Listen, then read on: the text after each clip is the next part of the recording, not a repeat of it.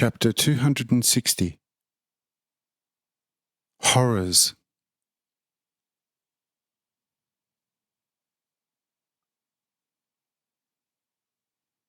Thereupon Agla ordered the captors to wrap the stabbed women in black cloths, and to also bury them in the garden of the beauty goddesses.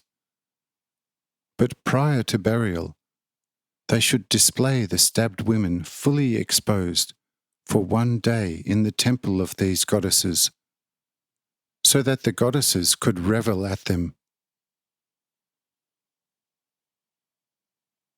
The captors said to the queen, "Great, mighty ruler, we cannot quite dare to do this, for the people regard these goddesses as very important, and if we frighten and offend them too much, and they then complain to the people about it, it could have dire consequences for us, as well as for your majesty, the great, mighty ruler.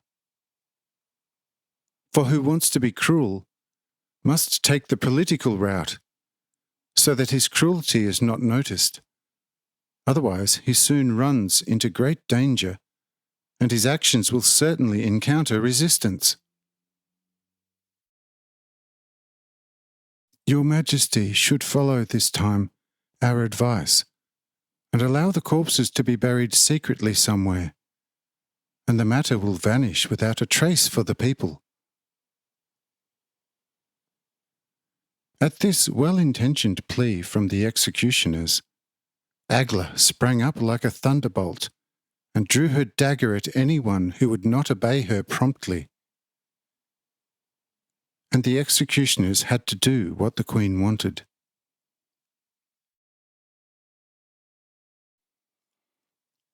The bodies were therefore untied, and each individually wrapped in a black cloth, and were transported in broad daylight on 21 camels to the large garden, where they were exhibited completely naked in the temple of Naomi.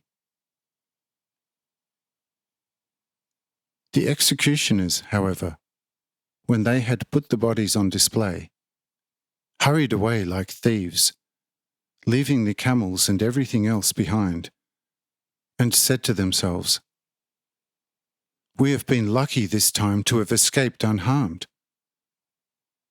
For the next job like this, the fury of a queen can go and look elsewhere for other henchmen.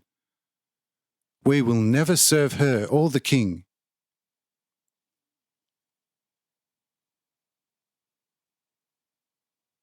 But the general chief priest has learned about everything already Agla did through secret informants, and ordered immediately a strong troop out to the goddesses. However, the fleeing executioners ran straight into the arms of the soldiers and were immediately arrested. As prisoners, they had to turn back at once and lead the troops to where they had placed the corpses. When the soldiers, together with the captors, arrived in the temple and saw the dead bodies of the goddesses, which were not yet seen by any other goddess, the captain asked the executioners whether they had stabbed these gorgeous women. But the captors told the matter as it happened.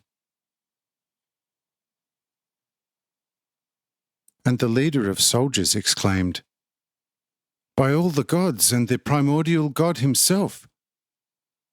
This queen is the incarnate Satana herself, which is mentioned in the books of Kinkar. For such cruelty is unheard of. How can we get rid of this snake of snakes? She sits on the throne.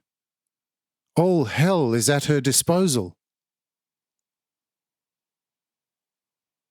Shortly, this will turn into a life in this city from which tigers and hyenas will take flight."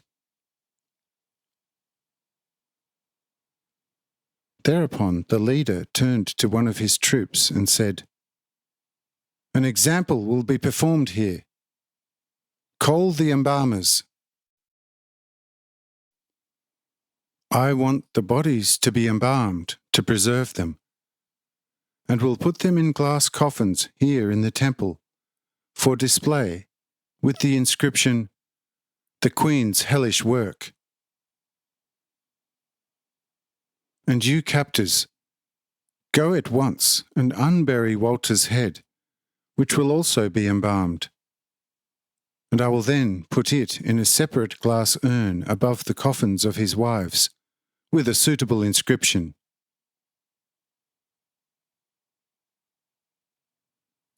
And all this happened immediately according to the leader's firm will.